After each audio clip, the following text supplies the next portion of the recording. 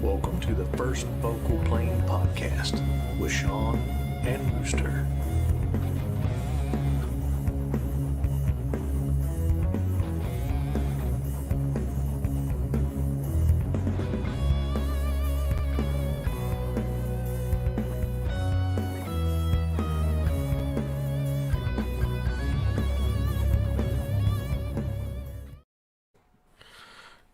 Well, that was Beautiful. a cut. That cut right into from nothing to everything, eh? That was awesome. Hey, before we get started, Okay. I need to ask Just once. your name tonight, Kurt. Yeah. Does it mean that your rooster is on safety, or does it mean that you're not ready to fire? What's the deal with being half cocked tonight? Does it mean you're half drunk? To be honest, I hadn't really given it that much thought. I thought it was a little bit better than half-assed Rooster. A little bit better. A little bit better. I'm going to Just come on a next little. week as whole-assed Chris. Okay, do it. All right, now that we got that out of the way, welcome to the First Vocal Plane Podcast, episode 38. Please do not adjust your sets. This is a public service announcement brought to you by the trusted, the admonished, the unequivocal EM Precision Rifles in Leduc, Alberta. As Canada's premier precision builder of lightweight hunting rifle starter packages and ELR smoke poles, EM Precision has the right stuff to get you into the field, onto the range, and into the winner's circle. Find them on Facebook, Instagram, and their website at emprifles.ca. Someone Wow. get that man a cigar. That was Wow. That I'm all jacked up, boys. That's right. I can see that. I can see why you did voiceover work for Cody or whatever that hunting guy is. Robbins there. Oh, yeah. I don't come Way to cheap, man. go. No kidding. Chris, Well, now I you can't got to even follow that remember up who's now. next now. You are. Okay, hold on a second. Okay. Well, tonight's top. Get into precision specialty. Okay. Get into this.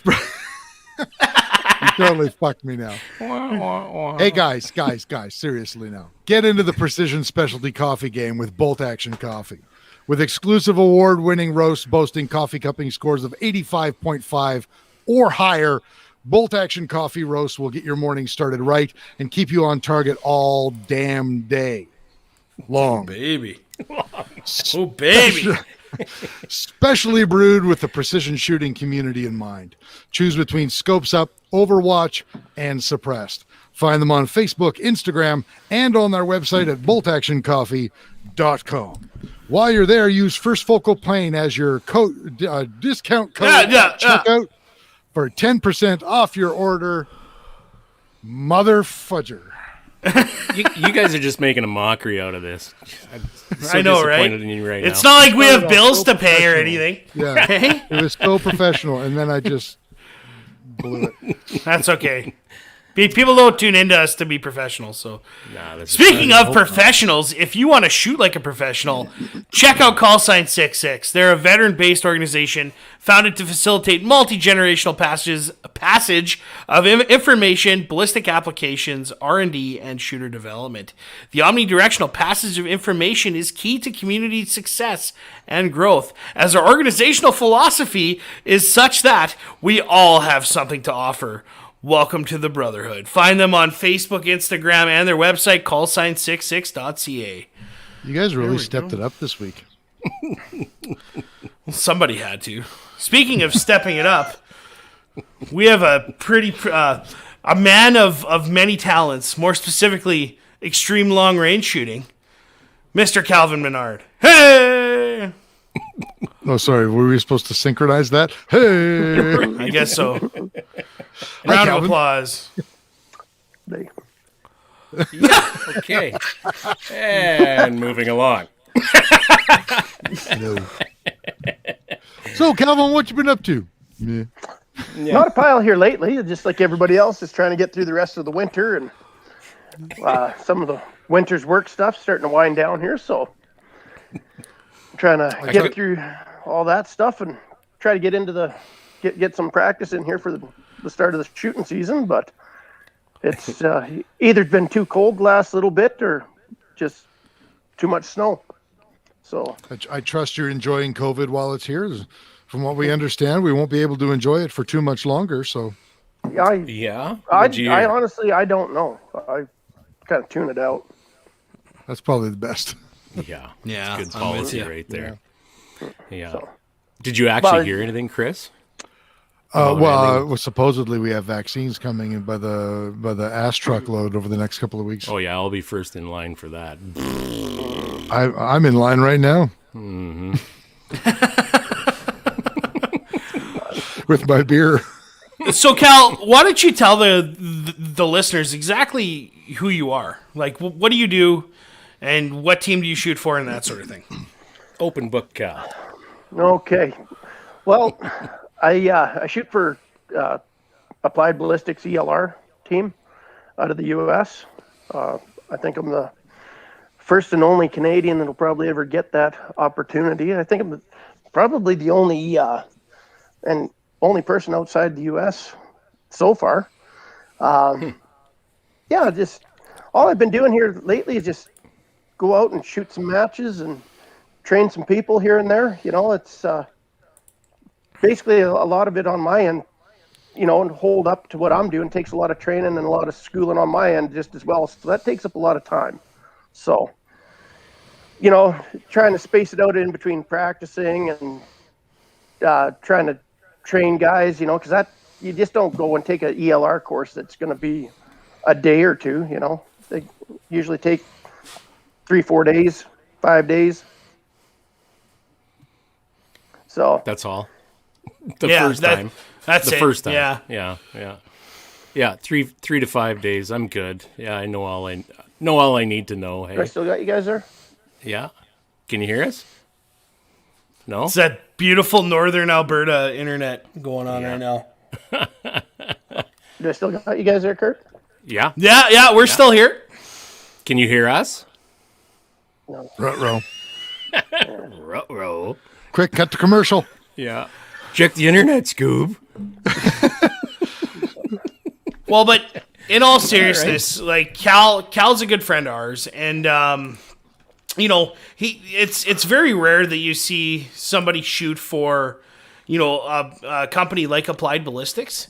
No kidding. And yeah, it's great to have his knowledge. I just wish we could pick his brain a little bit here because he's Yep, I think I got you now here. I just gotta Oh, There we good. go. You gotta hug the router. gotta go to the higher part of the house. Got to get that Elon Musk Starlink or whatever. So So, Cal, how'd you get yeah, on I the can hear you team? guys just fine. You bet. All right. Sounds like it. This is that still? yeah, we're here. Are Is you that here? any good? Yeah, we can hear you. How's This that? is me over there. Is that you over here? Is that Can you your hear us shooting now? window? Can you hear us? Stand by. We are having technical difficulties. For our audio listeners, this has got to be the most This is gonna be thrilling. great. That's Yeah. right. Yeah. At least our video Classic. watchers hold the high ground. Just keep talking there. What should we Well, say? Cal, our distinguished guest tonight, really doesn't have a whole lot to say. We're going to get deep into the ELR game and see what we can make up. Exactly right. Yeah, you heard it here first. But Or Kurt, did you? wasn't Cal like? Didn't he have some input in your 33XC build? A little bit. We talked a little bit about calibers. I mean, he's in a bit of a different bracket, I suppose, being down shooting competitions down in the States because they don't have the lame restrictions that we do here. But I think I think Cal's shooting three. I think it's a 375 enabler. Okay. Maybe a 338 enabler as well. I just can't remember. I don't know all the Well, we had- conversations we've had. Yeah, we had Cal on last in the gunning around days, and wasn't he shooting like a 300 Norma at that time? Yeah, I believe he's got one of those too. Okay. And I'm not sure which he takes. Oh, now he's in his truck. I guess so. Like, I was Maybe concerned I'm that out of he here. was I'm going to the walking out neighbors. into the middle of the field. gonna drive to the top of the hill. Yeah. He totally is. So now, wasn't it somebody that we were just talking to, making fun of Saskatchewan and all that? And look at this guy with his rural internet. I like that. How's he getting that balance so well up on his dash? That's what I want to know. He's done this before. Oh God. Hey, here, Casey Jones. Casey Jones, yeah.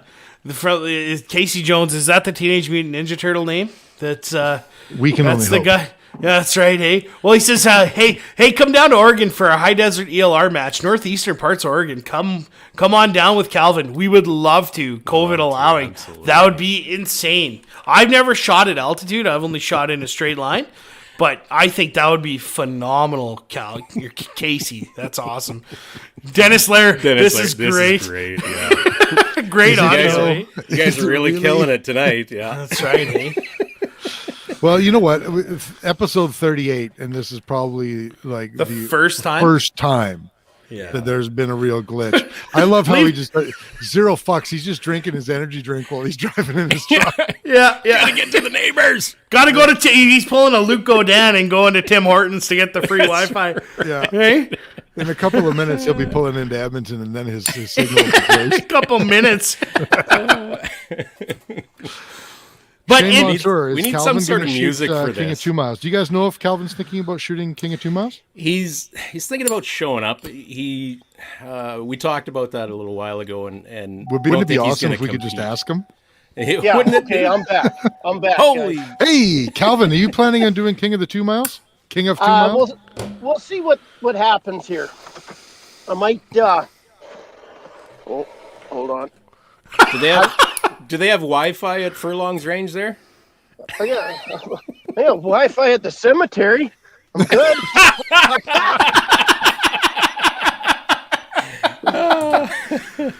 wow. Good Lord. You know what? Every other guest that we have on from here on in will pale in comparison because Yes. nobody else is going to jump in their fucking truck and drive to the cemetery just to get Wi-Fi. That's dedication right there. Yeah. So, Yeah, hey Casey, get the hell off the phone already. He's using all he's got here. oh, is he on the? He might have been sending messages too. Yeah. You just don't pay attention. We got you here for an hour. Oh yeah, I heard you guys on there, so I'll just give you a quick brief up there. In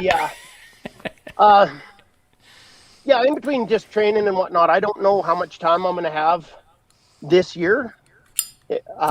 In between training guys and practice, and then seeing what kind of like some of these travel restrictions are going to be. So that might screw me a little bit. So I might be stuck in Canada. It's all going to depend on what goes on, really. Like I was supposed to go down to Oregon there for Casey's deal, the high desert, but I've got about 2 weeks to make stuff work here, and I don't think that's going to happen. When is that supposed to be? April 3rd and 4th. Oh shit! Yeah, that's Oh, coming up my. super quick. Yeah. No, Yeah. okay. Would you be driving down to that, or would you fly? Oh yeah, I'm going to drive to pretty much anything this year. Because you know I'll, that it's a lot different coming back into Canada when you drive than it is when you fly. Oh, totally. Yeah.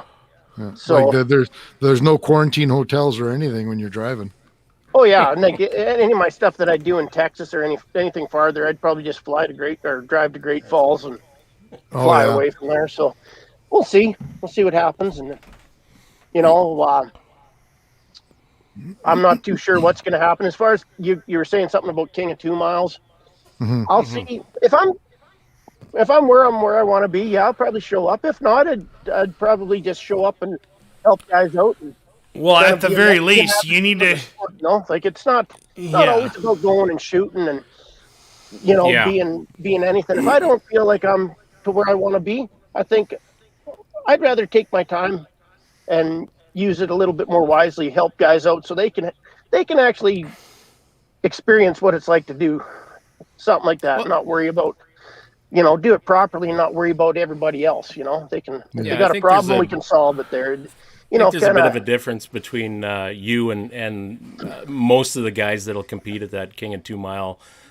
Canada this year, where you've been there, you've done a lot of this stuff already, and I dare to say most of the competitors this year won't have gone nearly as far as you have. So, to have that sort of experience there just to help out would be a fantastic thing, I think. Oh yeah, and I think honestly, this is new to just everybody in Canada. A lot of guys, unless you went south, and as far as I can see, I think I was one of very few that actually went down south and did it down there. But most of it's guys' first 1 or 2 times, and honestly, I don't really. It's not a thing for me to show up and go shoot against a bunch of guys that are not at the same level as me and say, "Oh yeah, I beat you guys." That don't really. I don't need to. That's like winning by default to me, and I don't really care to do that. I'd rather have some guy that's put his time in at home here. It's his first or second show when he goes out and does something good. He's got to have those feelings, and he needs a confidence boost and put him up there and get him well on his way. If not, you're just going to discourage people. It's not like Chris, hey, when Chris rolls with the 12-year-olds. It's a little different than that, hey. Crush him to realize what the fuck you were talking about. Jiu-jitsu, man. Okay, now I get it. You mean it's like when I roll with anybody? Uh-oh. Here we go. Shots fired, Cal. Shots fired. Shane Monster, he had precision rifles. It would be embarrassing if you get your ass kicked. But I guess it would, especially with the likes of Shane, the way he shoots. But you could say that, but when you'd have to hold that consistency before you could actually stand on the front porch and say you're that much better than a guy.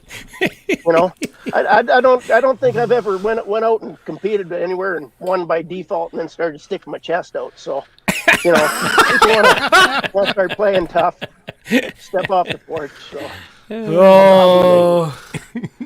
Oh God, we got it. This is more of what the shooting community needs. That's right. We need like a Thrilla in Manila sort of thing. Like you're Ali, Calvin, and Shane is like George Foreman or something like that. Who's Don King? Well, Kurt's got enough hair. It's just in the wrong spot. It's in the right spot.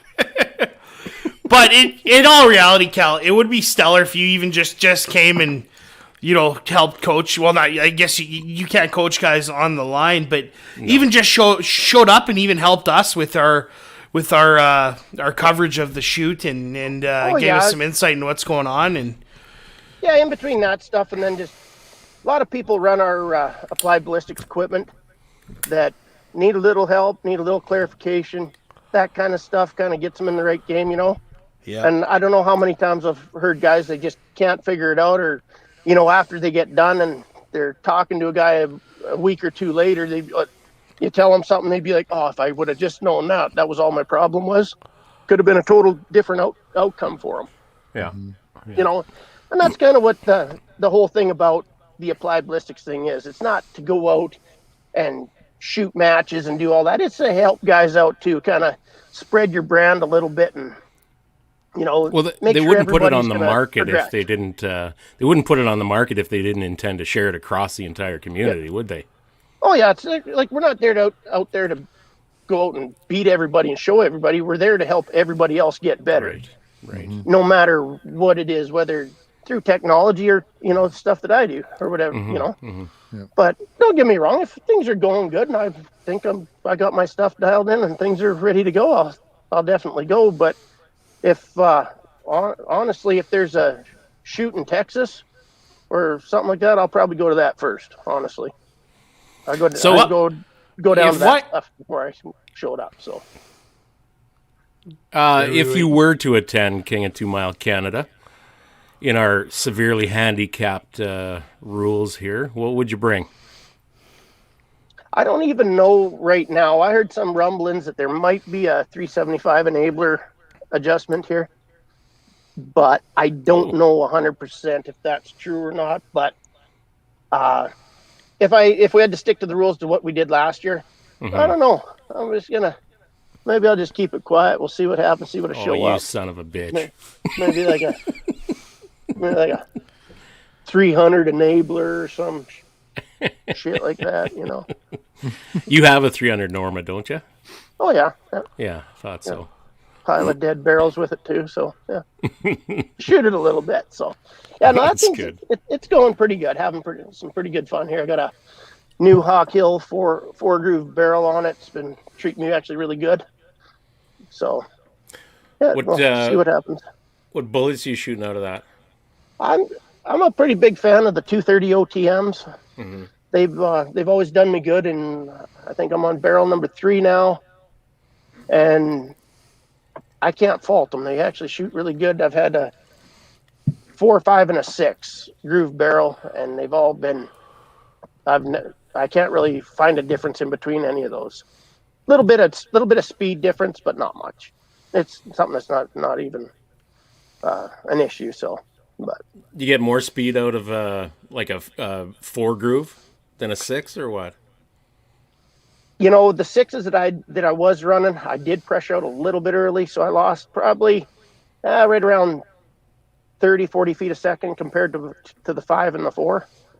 So, but that could all just be down to barrel manufacturer just as well too. So, Okay, so now you're talking velocities 30 to 40 feet different. How much effect does that have down at, well, like around 2 miles? honestly, the speed between like that 30, 40, that's really nothing. That's not even a thing. Yeah, like if you want to have a velocity change to where it's going to make a difference at that kind of distance, you got to see like 100 feet a second.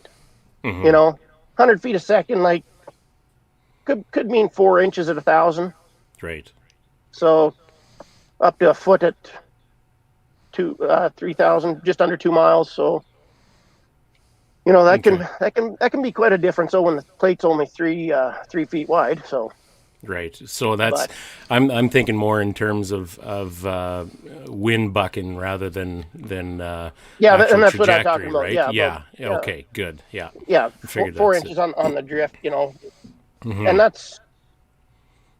I've seen that a little bit being kind of a deal there, but I think if you're going to jump up speed, I'd rather sit at home and just learn how to call wind to the half mile an hour. Yeah. And Yeah, I do that all the time. That way. Oh, I'm sure. I've been there. I get it. I just lick my finger and stick it out there and throw some grass there. Sure. Look around. It works. When you're on the top of the hill, it works. Yeah. That's right. Just make sure you're peeing the right way. Yeah. Oh yeah. Towards your buddy. Yeah. So, Cal, you were talking about, you've burned out a pile of barrels. How often are you shooting? Like, if you usually, I did a count there last year. My running average is right around, what I get it to 5,350 rounds a year. Oh wow. So, and that's spread out between all 4. So, that gives me usually about 2 complete barrels a year. So. Wow. Okay. Yeah. So are you planning on going like every weekend, or like how often do you shoot? Like, oh geez, if I can sneak away from work during the week, I'll go. I'll do a little bit on the weekend. Some weekends we'll go out and shoot 2-3 days in a row, all depending on what we're doing, what we got going on. So, but okay, mostly, if I get a practice for me usually is only around 30, 40 rounds. Usually right around 30. Actually, it's not much more than that. So if I can sneak out 3 times a week, that's just under 100 rounds. So, but you got a spotter with you all the time when you shoot, Cal? Probably not. No. How do you manage this now? A lot of that stuff, like I'll do some shorter stuff with some good backstop.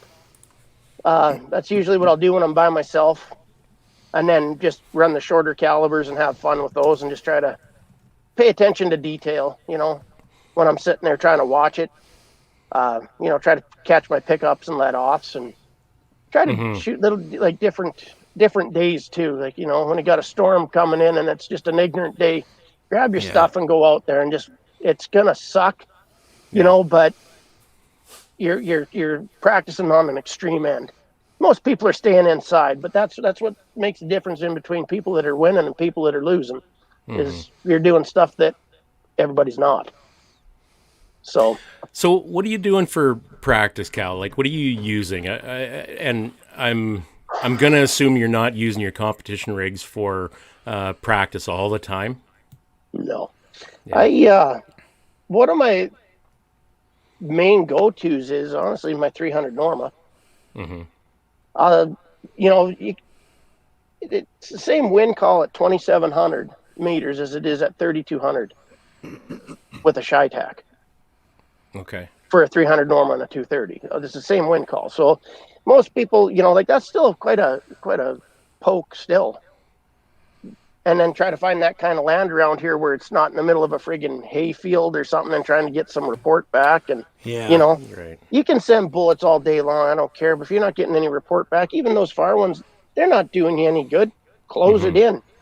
Shit, if you can find where your consistency is going to lie. I do a lot of work in between 1,200 and 1,700. Yeah. And then even at that, when I don't have time for that, or I just grab the 308 or my 6XC and go play with that. Do the same thing. Right. Just stretch them out.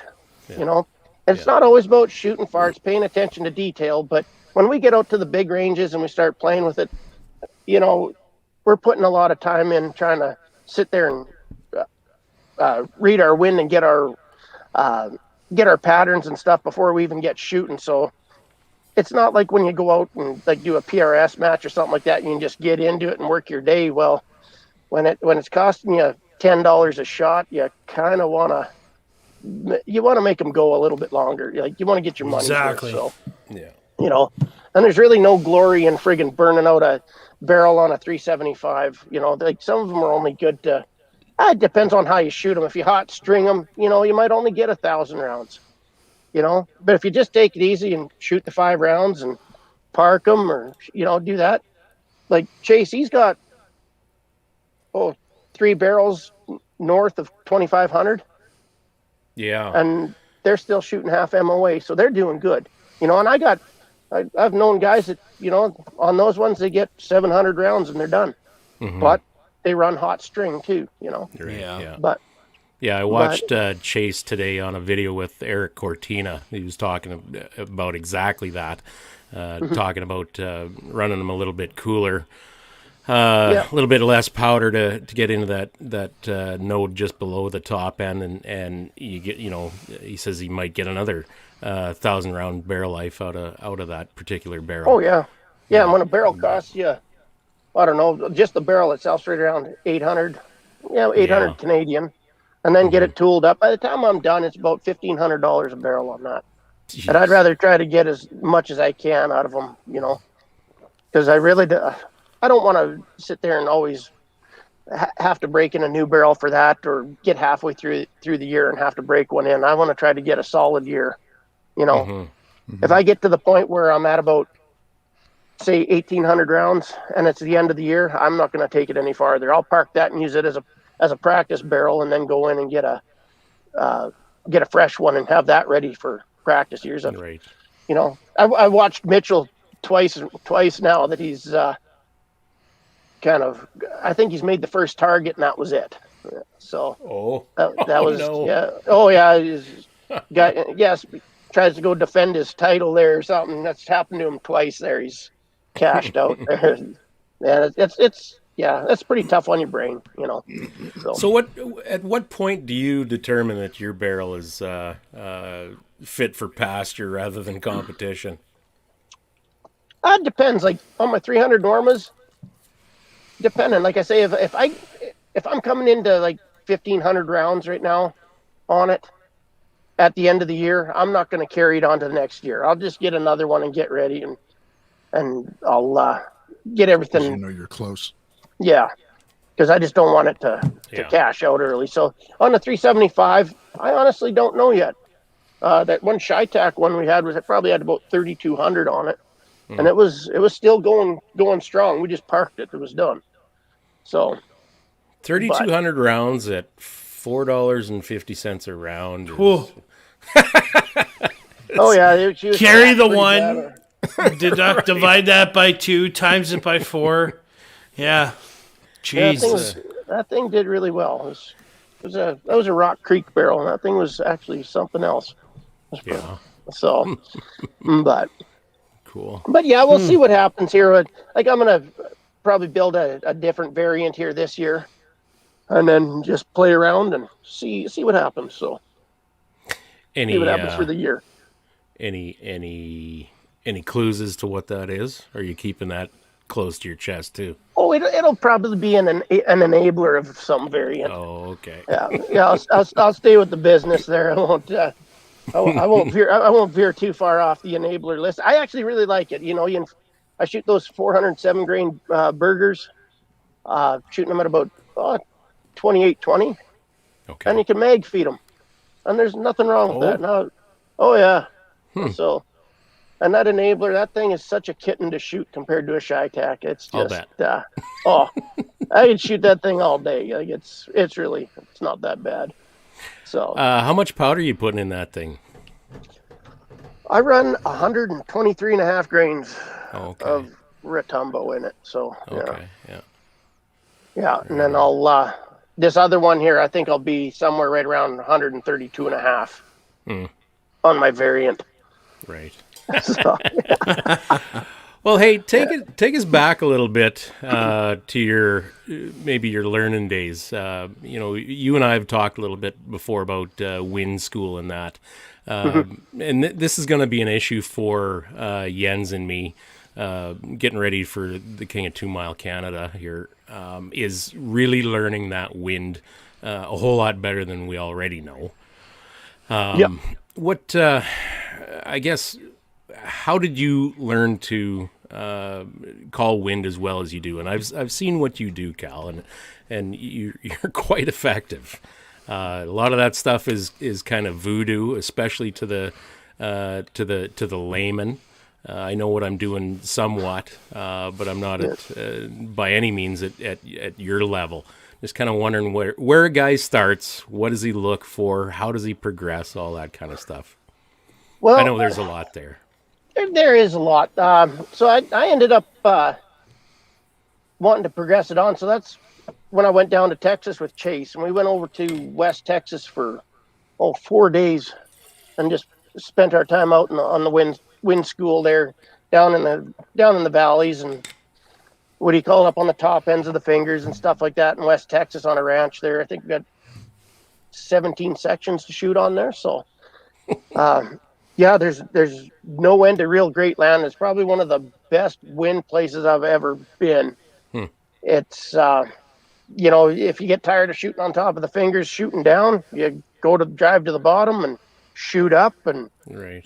For every probably 10 degrees you move up or down or left or right, generally you're going to have a different call. And it was just that effective down there. So, but...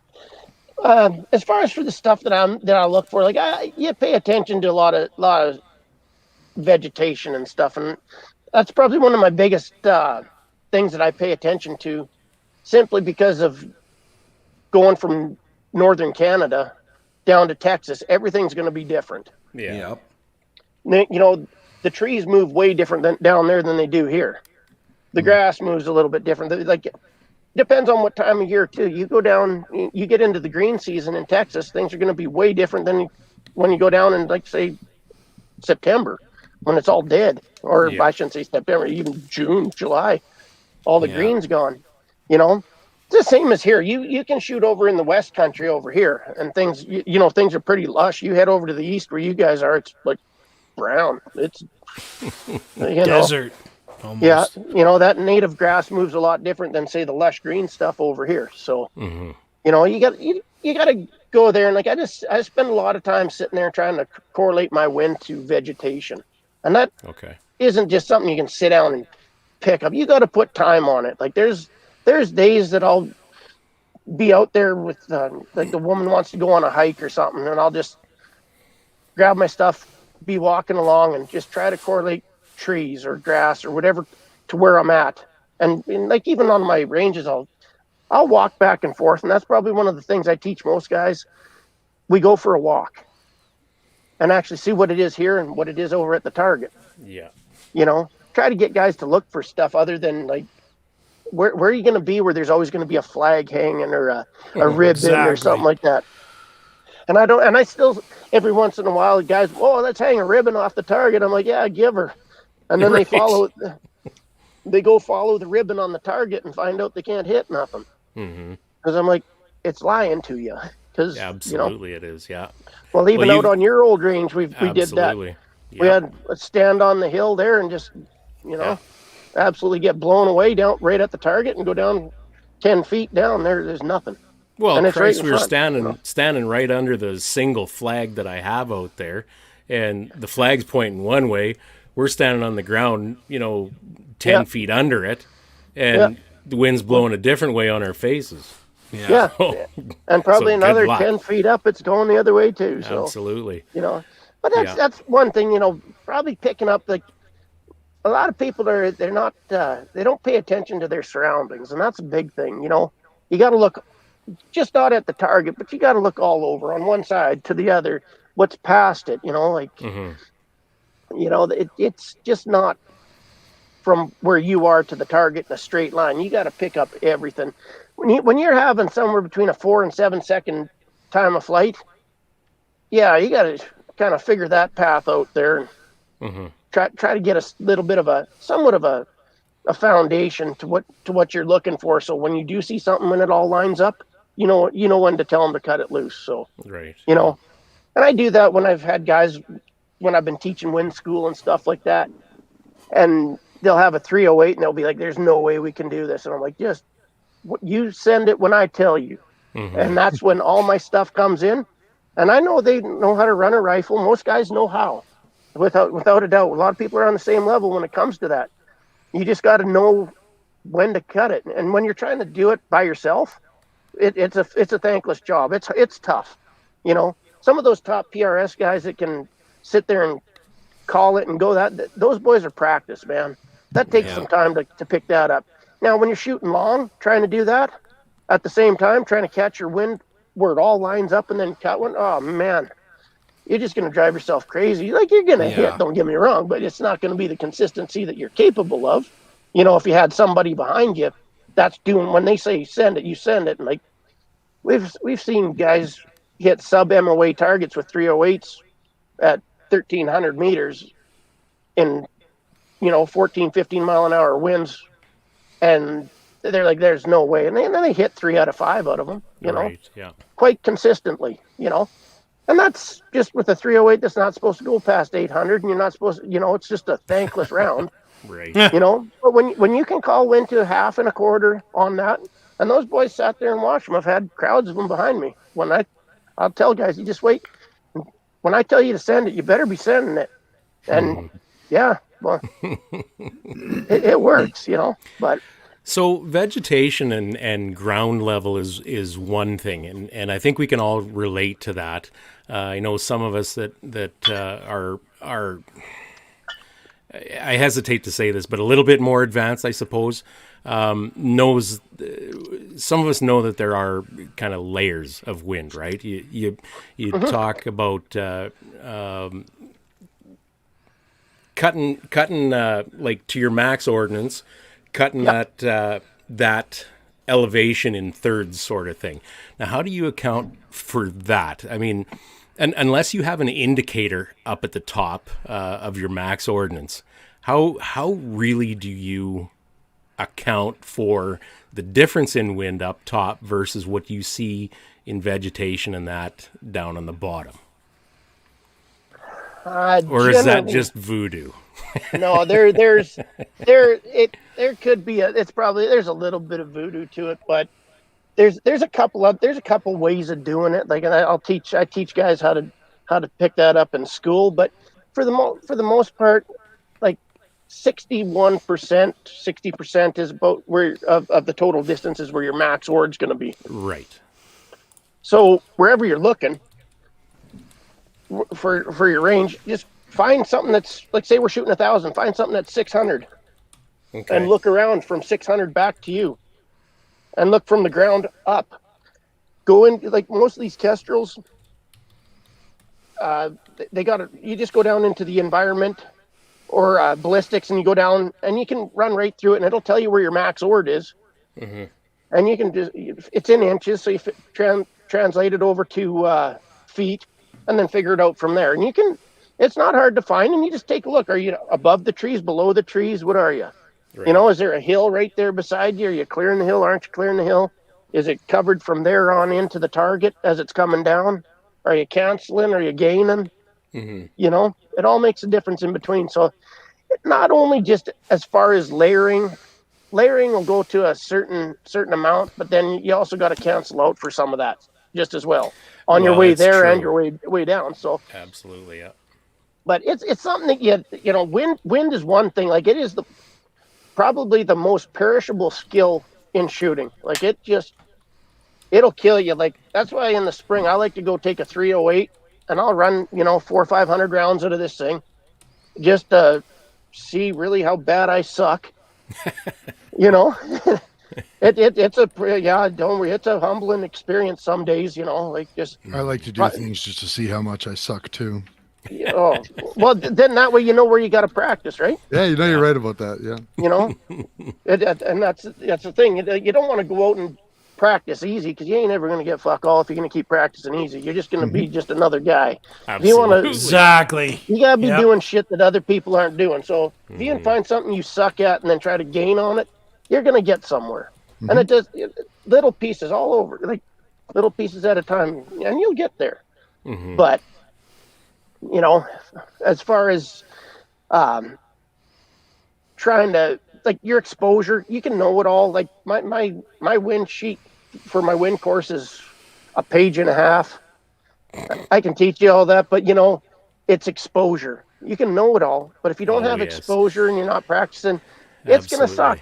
And even in the shooting world period, on every level is like that. If you ain't practicing or getting any exposure, you know, don't show up like you're gonna. I don't care how big your resume is, and think you're gonna win. Yeah, you know, you're subject to a certain amount of perishable skill. You know, don't get me wrong. We've all had good runs there where, you know, you pull something out of your ass and it looks good, but you know, you don't want to go in there relying a career on it. You know, so, but for the most part, you know, even the guys that you train with, make sure, like, if everybody sucks, great. Now everybody knows where to help everybody out. You know? Yeah, that's right. So, sure. You know, and that's humbled rooster. So, but it's not only on that. Every spring too, same thing. Like, even our marksmanship skills, everybody's a little bit rusty. You know, we all sit down, and I still get it. I get guys that come by and watch me and question me why the hell I'm doing that, and they don't tell me that I'm doing it wrong. They just ask, why are you doing it like that? I'm like, right. Never mind. I just go back the way it's supposed to be. You know, they got their ways of. Well, but Cal, at what point does that become, you know, trade secrets, right? Comparative to shared knowledge, right? That's my question. A lot of that is based on exposure. You know, the more exposure you get, you pick up on little things, right? Yeah. And it don't matter what you're doing. You know, like you. It's not taught the skill, more you it's do, experience. Yeah, it's experience through you know, through your exposure of being able to pick up on the finer points. Certain things are burned into your subconscious mind already that just come naturally. So now those are usually bad dreams for me. Yeah, yeah. But then you're able to build off of those things, right? And that's kind of what you want. But if say, you know, I go shooting with you, and you, like, say me and Kurt go to the range or whatever and start blasting rounds, and I come to you and I'll be like, hey, why do you do it like that? Are you going to go to me and say, mind your own fucking business? Or are you going to be like, hey, this is why, you know? Know your audience first. No, True. I wouldn't. That's not what I'm about, and most people know that. So yeah, I've parked a lot of my practice days and stuff like that just to help guys out, just because I don't like seeing people being frustrated. Yeah. And that, you know, I'd rather them, you know, sit down and just take a load off their shoulders, sit back, and then realized that they probably had it dictated to them the wrong way or something, or they just couldn't make sense of it. They got a different learning skill. So, and that's what we gotta get guys to do that a little more often. Like, be patient. Well, yeah. We all come at a friggin'. We all come on at we got different learning traits. You just got to find them and be patient. Yeah, and that's why at King. That's why I'm going to bring the story up again. Maury Gratrix at Team Cadex and Rob Furlong's Marksmanship Academy. When he kind of said at the what was that, the debrief, Kurt, that when he said a lot of you guys are shooting around or loosing around, and then you don't see your splash, so you don't do anything and you loose another round. That's the same thing. Yeah, that's the definition of insanity. You're just wasting your rounds, and like you said, start moving it around, seeing what you can see out of that round. If you're not hitting the target, wasting one doesn't make any goddamn difference at that point, really. Yeah, there's a certain amount of gaming in this end too. Don't worry. I shouldn't say gaming. It's using your fucking head, really. If you can't find where they're going and you think you're shooting high, shoot at the leg. Shoot in front of the target. You'll find it. Just do something like that. Don't always be sending them in the air, trying to find them 150 yards Sailing on the other side of the target. Yeah. Putting her out in the dew somewhere, that ain't gonna help you.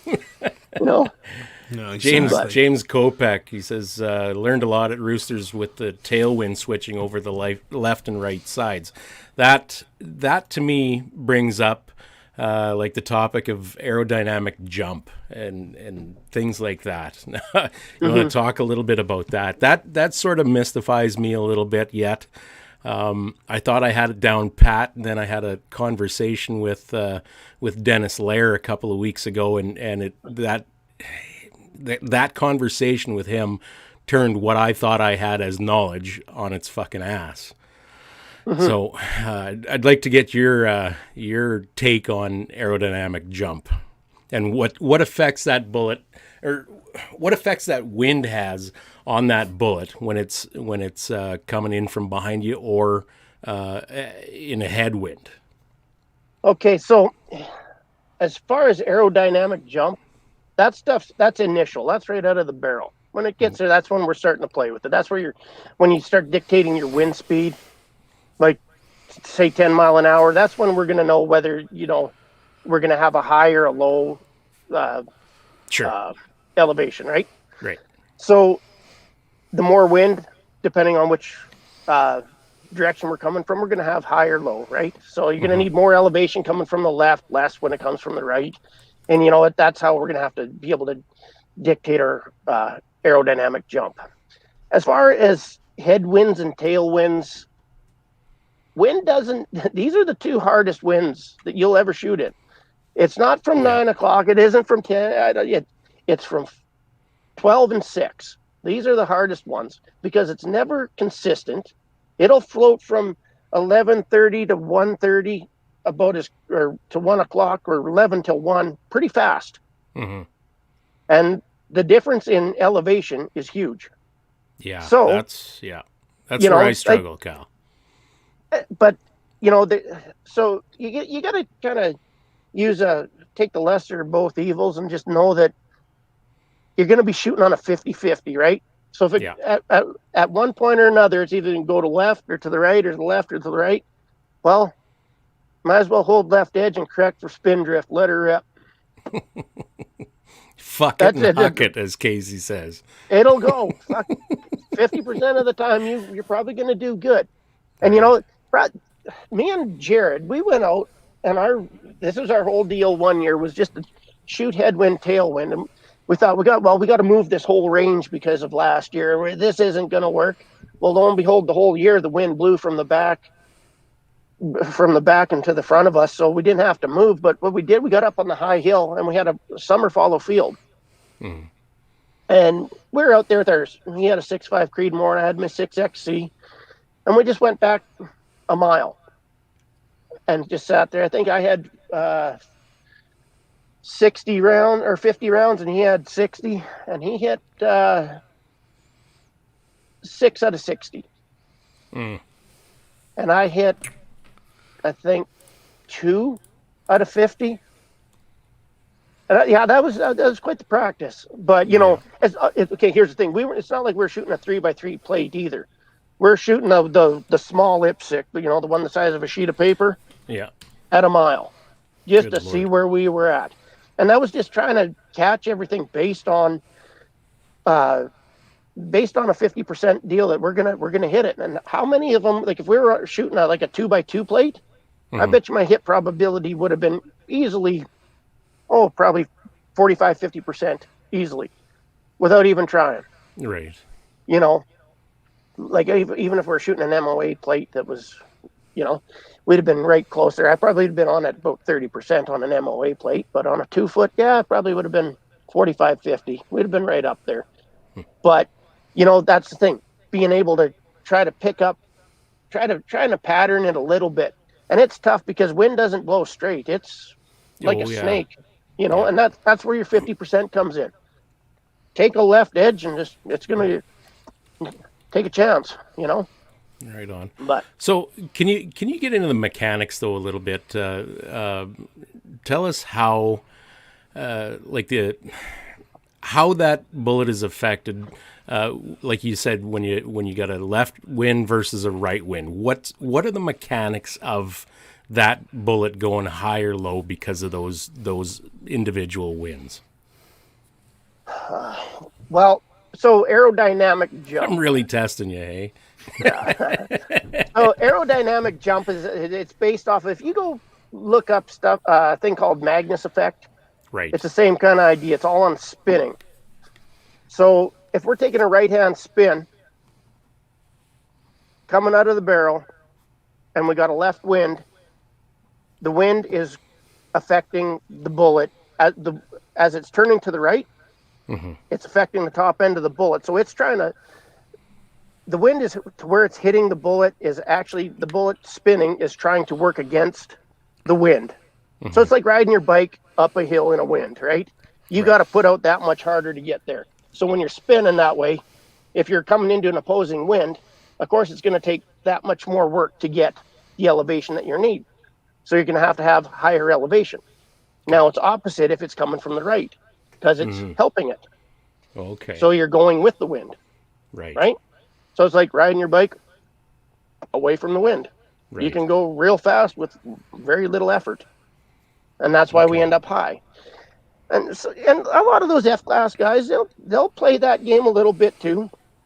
You know, they're not moving solidly left to right, you know. If they can get away, and it's at the distance they're playing, we're not talking like huge. No. You know, but it's enough if you have in their world, like if you had a friggin' what they would class like a 2-minute wind type of deal, which would be like 10 mile an hour, that's going to be quite a vertical, you know? Right. Yeah. But so, you know, it's, and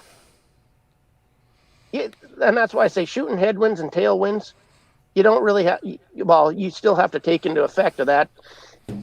You know, you're going to have vertical highs and lows depending on heads or tails, you know. Right.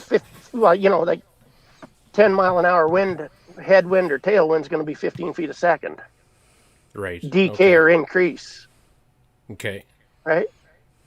And 15 feet a second at 1,000 would be 4 inches, roughly.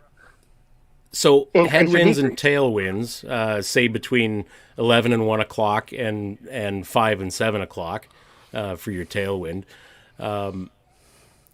Really, all that is elevation effect for the most part.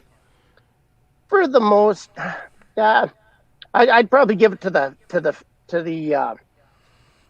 like say 11:30 to 12:30, that kind of deal. That's, I shouldn't say that's mostly elevation. You're not going to really see a whole lot of elevation, well, on speed wise, but mostly it's wind, because you can go from a 0.2 wind to a friggin' 0.9 wind about that quick in those two different, right? You know, from one side to the other. Yeah. So yeah, so 1 minute you're holding 0.2, the next you're holding, 0.9, the complete other way. So you'll float a whole mill in Oh, yeah. in a tailwind or a headwind, and that's why I say just take 50% of it. Most of your targets out there are going to be a half a mil wide. So if you're floating a mill, you got a half a mil. Well, you might as well hold left edge and left see edge she'll go. She'll take. But a lot of that too is just trying to be able just to sit there and be patient and try to pattern it. It's a timing game too, especially when you don't have flags or anything like that. But like I say, if you're paying attention to vegetation, some of that grass, man, you can have a hell of a good time watching grass. But, Depends on how much grass you're burning. or which one, right? Yeah, I was waiting for that. Yeah, so. Rob from Caber Arms says, could you quantify how much higher or lower with a 10-mile-an-hour wind at 1,000 now? Depends on what you're shooting, man. Okay. Well, 10-mile-an-hour wind essentially will be 15 feet a second, decay or increase on your speed. So if we're doing a tailwind, we're going to have a 15 foot a second increase on a 10-mile-an-hour wind. Okay. And on a 15 foot a second increase, it will be roughly 4 inches vertical. Okay. And right? is that fairly stable across the spectrum of bullets? Pretty much. Yes. Calibers, from what I've found, and a couple other guys, it's pretty much a fairly good one. Same thing on a headwind, same deal. Okay. You'll have the decay there, so you'll drop a little bit. Right. But even at that, hopefully your wind's holding 10 all the way through. You might have one dump out a little bit there, and just like Dennis was saying there, he'll blow you right out the corners on those F-class ones, because it doesn't stay consistent. You might catch going from a 10, if it hits a 12 or something, catches a little bit of a gust on the way through, and you don't catch it, and by the time you cut the bullet, you're out the corner, you're done. But even on ELR, we've shot under the target or over it bunch just due to that, because you can't see it. Oh, no kidding. I bet. Yeah. Well, how do you feel a headwind or tailwind? You feel a side wind a little bit more. You can't feel a gust on a head until it's fucking too late. Well, it's your back hair when your shirt's up just before you pull that trigger. Yeah, that over 40 bullshit. That's why I got no hair, man. That's the best telltale. Take your hat off. You're always cold, right? That little bristle on the back of your neck, hey? Yeah. So. What about a crosswind, though, now, Cal? Elevation increase or decrease? Can you quantify that with a left or right? That one, honestly, I think that's a lot more ballistic coefficient related. Oh, okay. Because we don't really have a constant that way. We know speed. If we got a constant speed, we can pick that. Okay. But if we're dealing with a different BC of bullets, you're subject to speed versus BC. Yeah. Yeah. So I guess it'd be your form factor.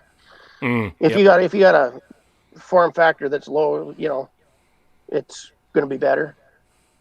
So, gotcha. If it's really high, well, yeah, shit, you're not going to be bucking the wind worth of shit. It's just form factor is really based on how well your bullet flies through the air. That's all. So how much it's pointing into the wind. Yeah, and it doesn't really matter. Like a lot of things on BC. Yeah, I like to chase BC a little bit, but I'd rather find consistency in a bullet first. Yeah. Like just because it's 10 points better BC. It doesn't always cut her. If I got something that's more consistent and it's 10 grains lower, so what are you looking at what are you looking at for determining consistency? Just test shooting, or are you looking at other things? Yeah, a lot of it's test shooting, like when we do our waterline tests and just repeatability over and over. Like that's some of the best ways of doing it. And it's not done sitting there shooting at 100. Like we'll do waterline tests anywhere from 6 to 1,000 to 1,500, and beyond. Wherever we get the time to be able to actually get the consistent weather to where we can do it, that's where we'll pick the distance and do it. I don't like doing waterline tests when I'm having windy days because it's pointless. Absolutely, yeah. Because you never get any consistency in between you and the target. You can hit your averages pretty good, but your bullet's got to be consistent. The more consistency you have, the better you're going to find it. Mm-hmm. So, like you look at a lot of F-class guys when they're shooting, 900 and 1,000. They got waterline that's 2 fingers thick for a reason. Right. Consistency, same thing. Even, if when we go and check it, I try to do it early in the morning or late at night, like as the sun's going down, where the most stagnant time we can get. Just Yep. If we could find those complete dull days or something that's steady all the time, yeah, sure, man, that's the way to do her. That's what our friend John says whenever we go out to Kurt's range. He's like, if it's calm at 5, 6 o'clock in the morning, he's up loosing rounds, and so makes sense, right? Yep. Yeah, so, you got to true your stuff up and get all your homework done in the morning or late at night, whenever you can. Do it on those days and then go have fun after that, perfecting your and honing the skills that you need to, like your wind calling. That you do that during the day. Tune your rifles in the morning. Kind of sucks. It's like having to go. It's like hunting season. You got to get up in the dark and get there. But when you're done and you see something at the end of the day and it all works out, it works. Driving home at 7 o'clock in the morning, friggin' drinking coffee is not a bad fucking deal. Well, it doesn't matter to Kirk because he's up at 4 a.m. every day anyway. That's it, yeah. Don't worry, you'll get to that age too. Yeah. We're not talking about just when having to pee. We're talking about never mind. I start work then, you fuckers, because there's nothing else to do. So okay. So everybody harps on people for going to bed or waking up early. Like, you don't wake up early, you can miss the best part of the day. But those people that wake up early go to bed early. Yeah. What about the guy that wakes up late? That fucker's going to bed at like 1. Nobody says fuck all about that. He put in 2 extra hours in a day than the other motherfucker, right? But you never hear about that. No. So sure you do, because I bitch about it all the time, because that's me. I totally get it. I'm loading bullets at 1 o'clock in the morning, lots. Yeah, why not? Oh yeah, best time. But hey, Scotty brings up a good topic here. He says, I feel like you need some quality reloading practices to say it's inconsistent BC. Most variances would be from reloading imperfections, and that's a great point. I'm not supposed to mix my brass? Well, depends on your game, man. Brass really has nothing to do with BC, but when you're finding an inconsistent BC, you could have a base to ogive difference in your bullets that you could find something like, the difference in between a 10 or a thou and 2 thou, That's why a lot of guys do sort their bullets, because of inconsistencies there. They find it, you got to first off, just for whatever reason, you got to be able to shoot a difference first before you can actually go find it, Absolutely, yeah. And everything's got to be set. You got to try to get the most human error out of the way and then go, But it can be done. Lots of guys do it. You shoot lots, you have no problem. I've seen Scott shoot a bunch too. Oh God!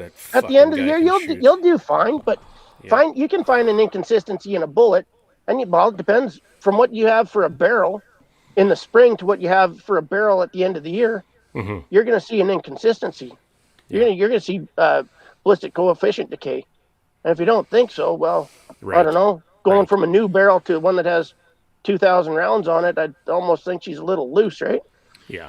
Well, I think more of what Scotty's getting at is, sorry, Chris, is like your speed consistency. Like if you've got a spread of like an extreme spread of 20 feet or something like that, you're going to notice that.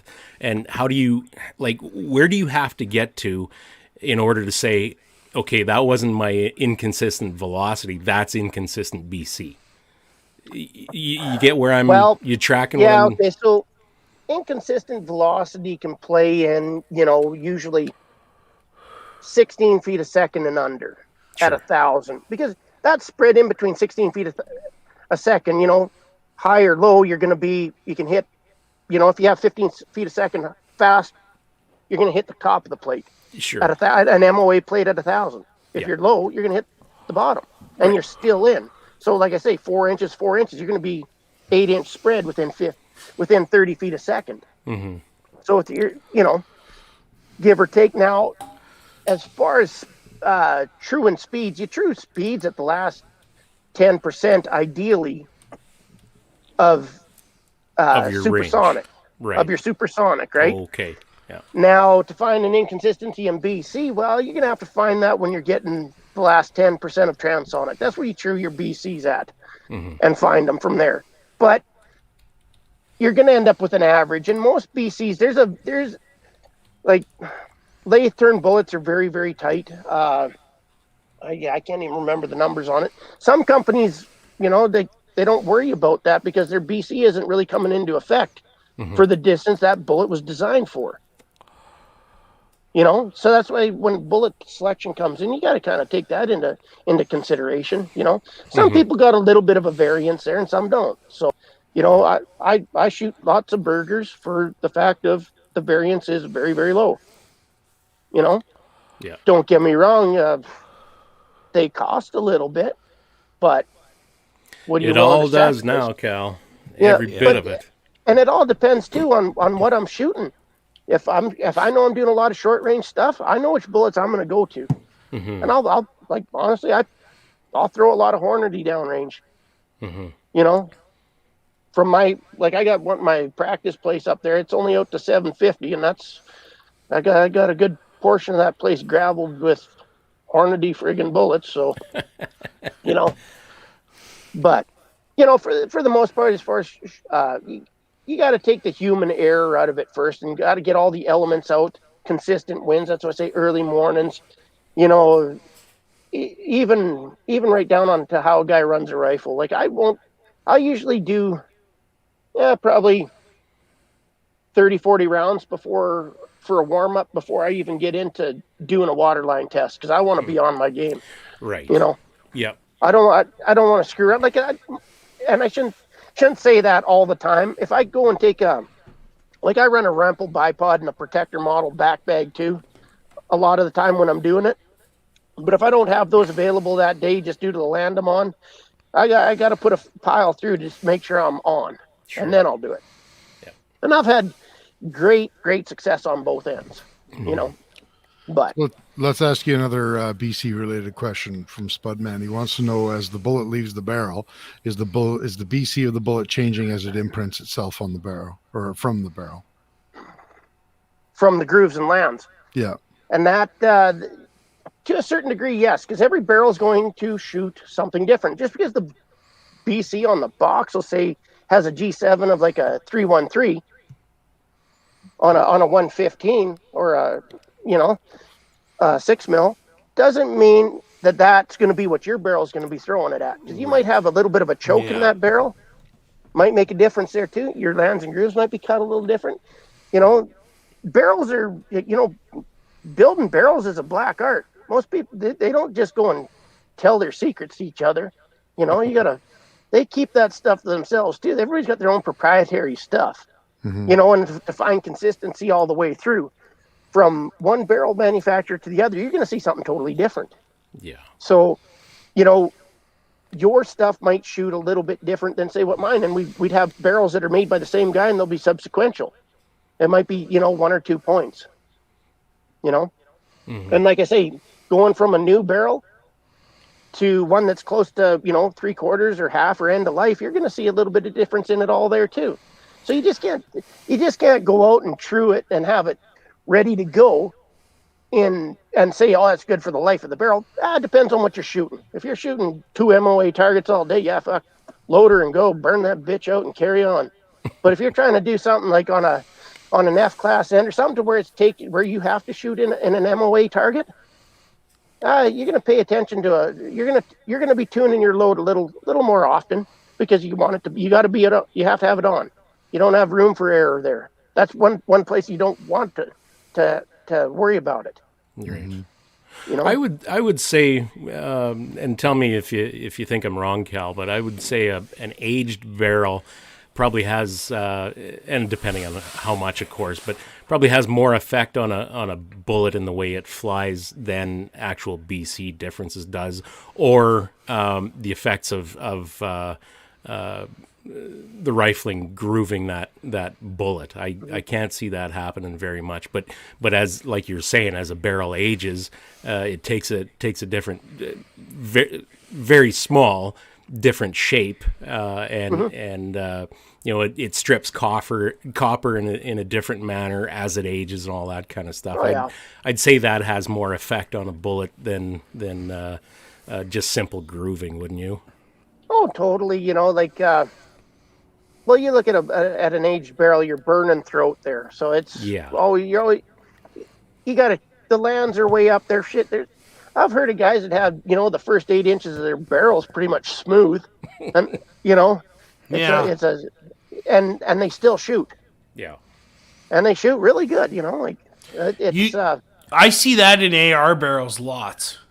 Guys that burn out the first, say they're running a 16-inch or 20-inch barrel, they're burning out the first 5 to 8 inches depending on their loads, right? Because a lot of guys are running those hot, but anyway. Yeah. Yeah, and a lot of those, they heat her up and she gets a little tighter and actually becomes more accurate. Right? She runs better hot, boys. Yeah. So...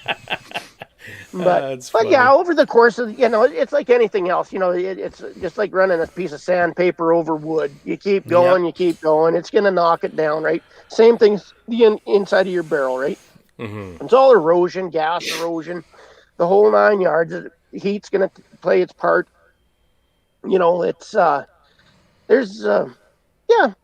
there's quite a few effects, but like not Absolutely. saying like we've had, like I say, that one Shytac at 3,200, like that thing was absolutely phenomenal, and it was still shooting when we parked it. So good Lord, but so Scotty has another question. Yeah, I think Scotty's going to win our prize for most questions asked in an episode. It's all good though. On the topic, you run mostly 4-groove versus 5R rifling. Reasons for that? Actually, I ran a lot more 5s than I did 4s.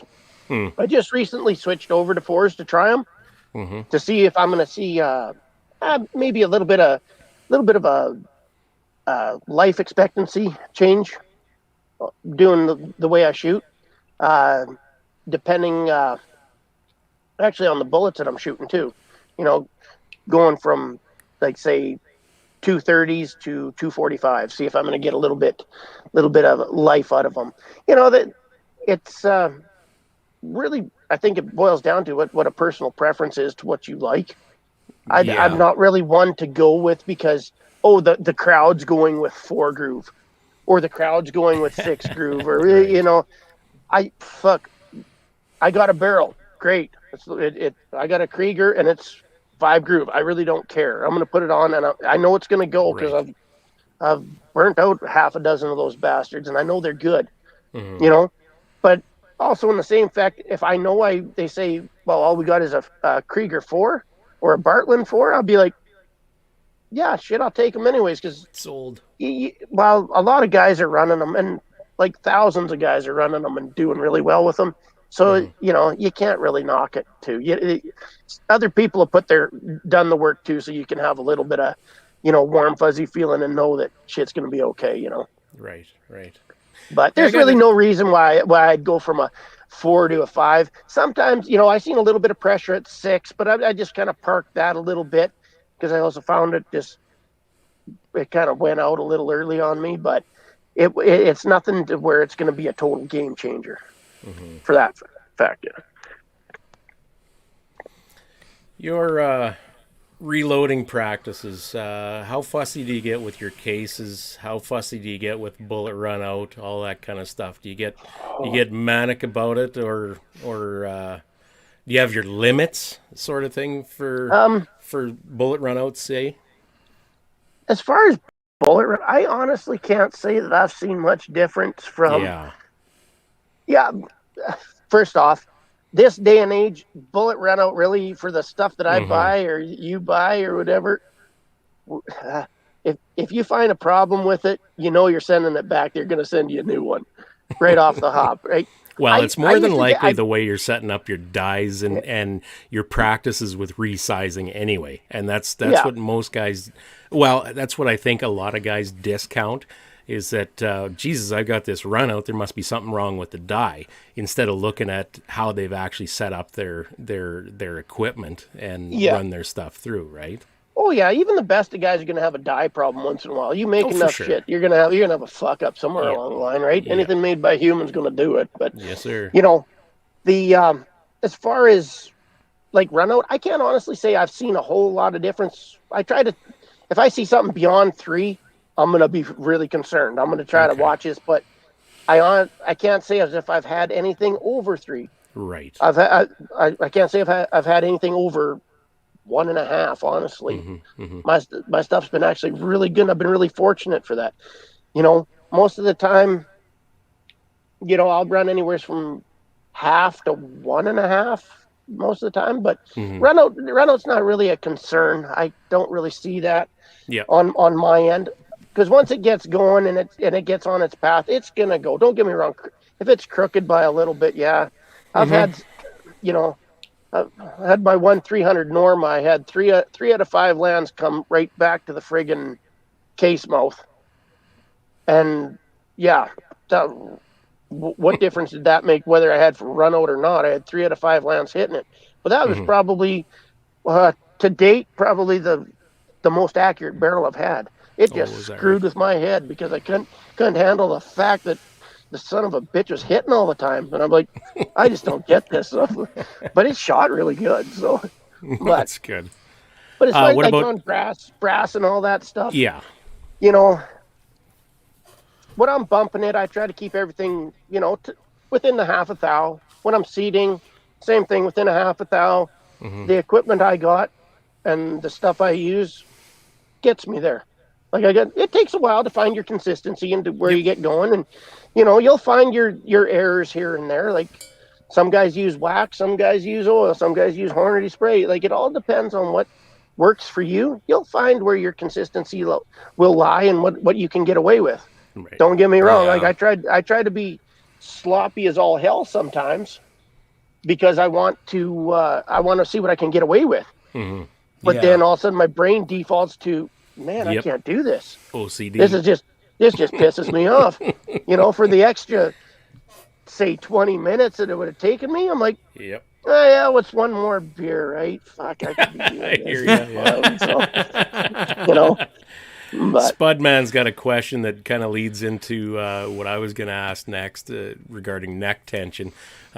He asks, do you use mandrels to control neck tension rather than using a bushing or whatever? Yeah, actually I'm switching over to that. Yeah, because I like the consistency of it all. Me too. Don't get me wrong. Yeah, it's kind of a pain in the ass, but it makes total sense to me. I think it's a great way to go. If you're looking for precision, totally, man. Yeah. Anything that you can do that gives you that warm, fuzzy feeling, or if you think that makes the difference or not, try it out. On some of my calibers, I wouldn't even worry about it because they just work. Yeah. Some of them, depending on what I'm after. Okay. And to what I got for component availability, honestly. So, using mandrels, that is honestly a way to go. Jared, he uses it a bunch. I think my boys down in Casey and Stan, I think down in Oregon, I think they use them too for some of their big stuff. It's around. A lot of guys are starting to use them on the bigger bore end. I'd rather honestly do that because I hate bringing a friggin' expander ball through the big stuff because it almost seems like I'm going to rip the press off the friggin' table. So, it's kind of a pain in the ass. And I think they're, in my mind, having the bullet seat one way, having the mandrel seat go in one way, the bullet mandrel, everything's going one way. I don't understand the whole. drag it back through, and pull the inconsistency out through the neck. Yeah. Like it just pisses me off, because that is where you're going to find your most inconsistency, is on the path of least resistance, and that's all out through the case mouth. So you're going to have a consistent, neck shoulder junction all the time here and there. Even your neck tension could be off just by that little bit, and that little bit could be what's throwing your pressures up enough to throw you out of that, that nice comfortable 15 feet a second extreme spread, or that 3 or 4 SD that you're looking for. But as far as those, totally. That's, if you can, I don't know if I do with all cal. You got to be a fairly rich guy to buy all them mandrels. I wish there was another fucking place to buy them, because holy, if I had to do it for the 4 or 5 cal, 4 calibers that I run all the time, fuck, I'd have to fucking remortgage the house, man. Oh, I know. There's that. What I do? If you want to have the big spread, you really don't need to have that. You need like 2 or 3. Right. You can do it off your friggin' bushing just as well, but it's a pain in the ass. I've learned a lot with that Wildcat of mine, that 6.5 Rooster, where I was using bushings to start with, and I switched over to mandrels. I just started thinking about this a whole lot more, and if you've got the same size going through that neck every time, through the inside of that neck, and I proved it works way better with consistent neck tension rather than that bushing, because you get a little bit of size difference or a little bit of hardness difference in that neck, and bushing will wreak havoc, or it can. So I switched to these things. I bought a little tool, and all these is a precision ground pin, and you can get them in half thou increments. I just bought them on Amazon. And I run that through the cases. Scotty's asking where do you get them, and Spudman says 21st Century Shooting Mandrels. Yeah, they make them in I believe 1 thou increments. But you can get these. Yeah, there's a couple of places. I think L.E. Wilson, you can go there too. They got some good ones too. There's a couple companies catching on to it. K&M I think has another one. There's a bunch, but and they just put them into a die with a sight window there, so you don't bottom out or whatever, But you can set your die up depending on how you got her. So yeah, here's a K&M setup with the little window there. Yep. And you can see the little expander in the middle. Yeah, I got all sorts of junk. What do you call it? The same way. They're L.E. Wilson, same. They got a window. K&M.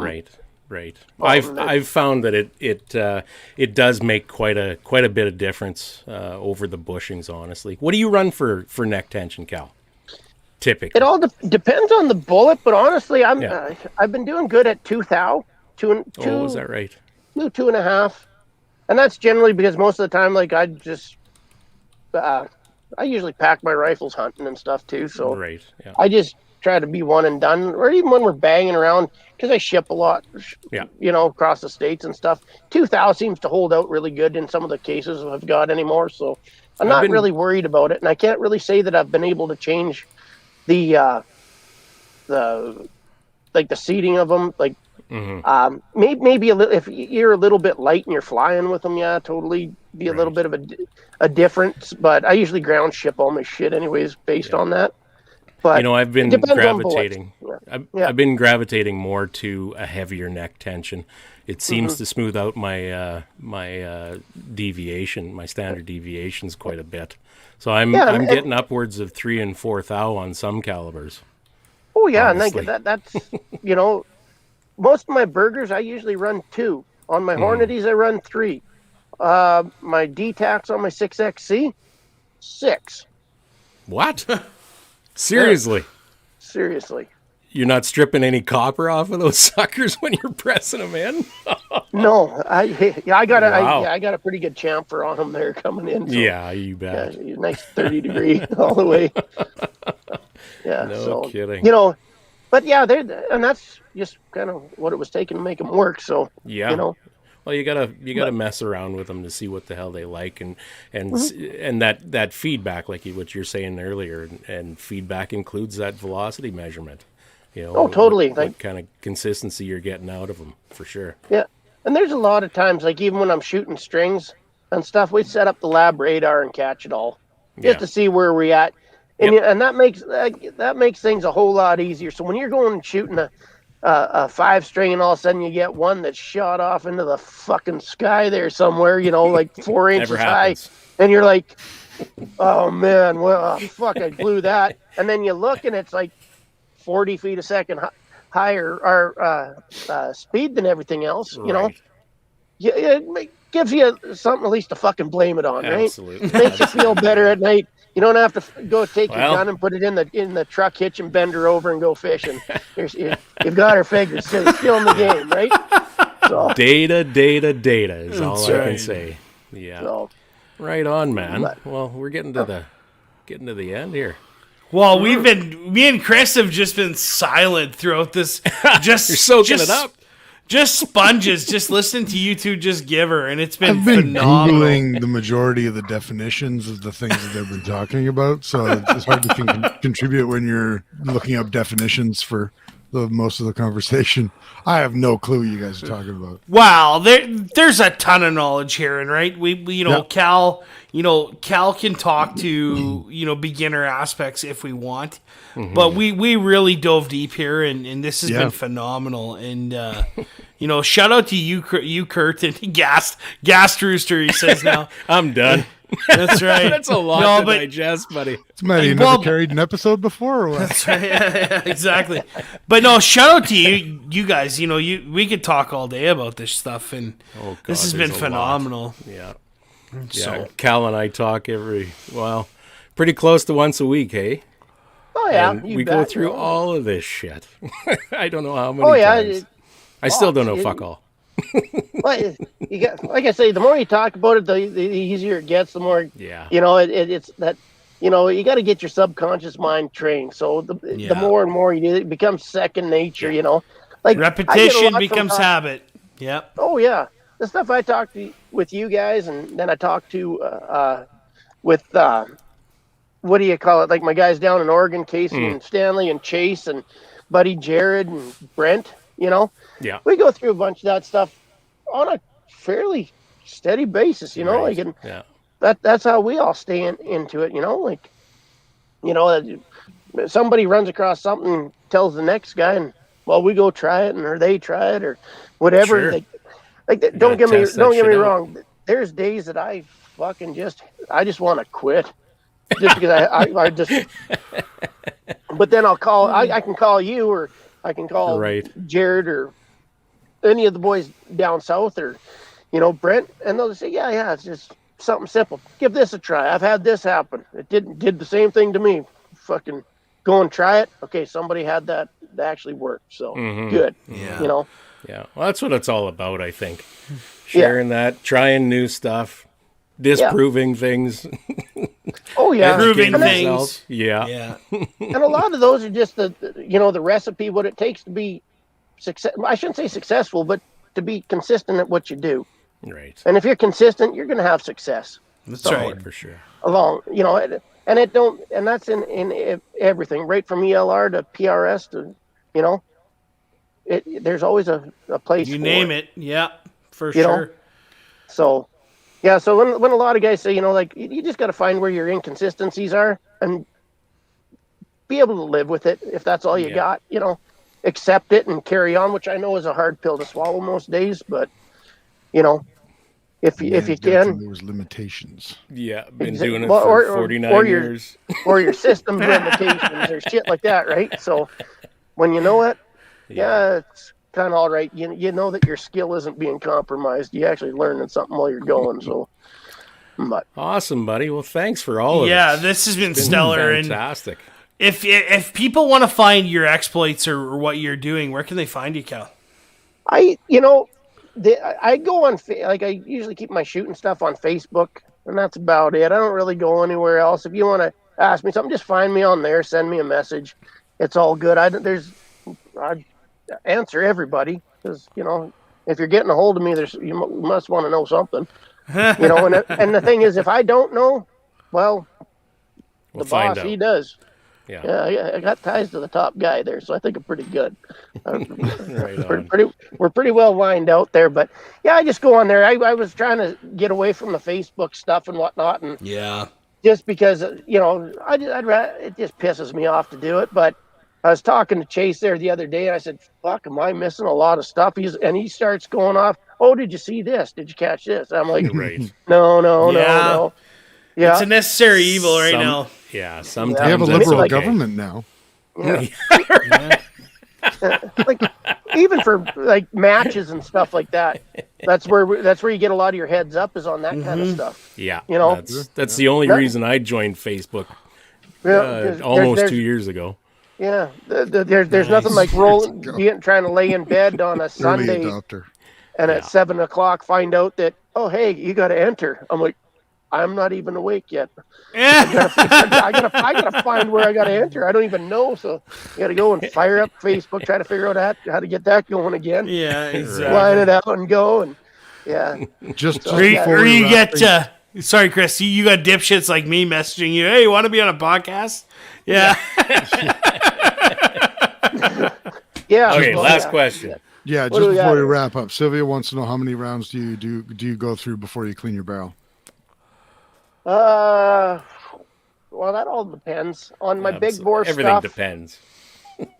Big bore stuff where I'm burning a lot of powder. And I run Ratumbo, so she's a dirty bitch. So I'll do technically right around 70 rounds for that, 50 to 70 if I can. I usually get one match and I'm good. Any other time it'd probably be close to 70 that I would be cleaning those ones. And that's just carbon out. I don't worry about any of the copper or anything. It's just carbon. Right. Or if I'm going to park the barrel for a while or park the rifle for a while, take the carbon out, no matter what. If I had 10 rounds through it or whatever, take the carbon out. That's what wrecks barrels. Yeah. Carbon's acidic pretty bad, leaves pitting. It'll decay. You might not see it, but if it's on your daily driver, don't worry about it. It's usually good. Like say my 6 mil 308s, stuff like that. I just every 100 rounds usually, I'll take the carbon out. But I know guys that just shoot them and do fine too. Yeah. Yeah. I took a 308 and I don't think it's seen a patch and nothing. I don't really care. Just bag on her. Well, I was gonna say, I've 308s. I mean, shit, they seem to do fine with almost any condition barrel. Almost. Oh yeah, everybody's bet. got a whore in the closet there somewhere that they don't do fucking. The res dog, hey? The Yeah, res yeah. dog, exactly. So, but most of the time, like even when I was shooting PRS, after I come back from a match, she's usually got about 250, 300 rounds on her. I give her a good carbon wipe out there. And Yeah, go this that is route. my whore. This is a 7.62 25 Tokarev barrel that is. I shot about 200 rounds of corrosive through it, never cleaned it, and I got all the pitting out and everything. So I thought that was a stainless steel crack pipe for a minute. no, this is a gun show, not a recreational drug show. That's Recreational. what I was. Yeah, recretional. That's why I was wondering what you were doing. Anyway, Cal, do you have any do you have any shout outs this week? Yeah, I got a few there. I guess I'd probably shout out to Buddy Brent there over at the Nearlandia Co-op. He does me pretty good. Mr. Hold Webster? out. Yeah. And then just our regular local gunsmiths that helped me out there. Kind of spread it around a little bit. Who else I got going on? Basically to my teammates, they helped me out a bunch. Buddy Chase Stroud. Same thing. I got a shout out to my buddy Casey and Stan there for their High Desert ELR challenge that I wish I could make it to, but yeah, not making it there. But yeah, for the most part, those guys, and then actually some of my good training partners there, Jared and Spenny there over at the Calgary Tactical Unit, and a bunch of those guys there helping me out a bunch, and helping them help me, and then that's help about me it. help you. Yep. That's right. So Cool. Right on. Chris, who do you got this week? You know, I literally have nobody to shout out. I was going to shout out the government because I thought they were going to ease our restrictions today, or at least on the 19th, and they didn't. So fuck them. I'm not shouting out anybody. Yeah. Not for businesses, Bastards. No. yeah. I hear you. Rooster? Nah, I got nobody this week. I've got one. I've got Katie Godfrey from Applied Ballistics. She put on a few webinars through Ben Click at friend of the show, Ben Click, and I partook in some of those, and they are phenomenal. They are Kestrel basic and advanced courses. So, considering I picked up a cheap Kestrel myself, it's it was knowledge beyond my means. So, anyway, but That is a good one. Katie's been doing pretty good for everybody out there. She goes out of her way to help everybody out when she can. You know, like even with these online deals, it's a pretty good deal. It is. You know, it's good training. You can get on there if you got the time. You know, some guys don't have the time and whatnot, but it's spaced out every month, about 3-4 times a month. So there were 4 people who were in the course with me, and I could not attend it live because I work for a living during the day. And she recorded it for me and sent it my way. So she's awesome. Yeah. So, oh yeah, you bet. they do a lot of that. A lot of recording. Like everyone is recorded and emailed out later. So Nice, right yeah, on, it's a good system. You know, it's for sure. for Yes, sir. how Well, many Cal, units are out there. So well, thousands, guaranteed thousands. But Cal, thanks for coming on such short notice, man. I know I barely gave you a week, but thank you, man. This was stellar, and all good. Sorry about the technical difficulties we had earlier. oh no, that was me. I had to get to the cemetery. Apparently, yeah. Everything else is dead around here except for the fucking cell service. So. Well, right on. Well, hey, big shout out to John Johnston and his band, the Dirt Road Scholars, for the kick-ass music. We still have new music in development, so stay tuned. Hopefully that'll come in next week or the week after. We'll see. And yeah, appreciate it. Thanks, guys. Thanks, Calvin. You betcha. Have a good rest of your week. See you bet. on the flip Anytime. side. Stay deadly. Okay.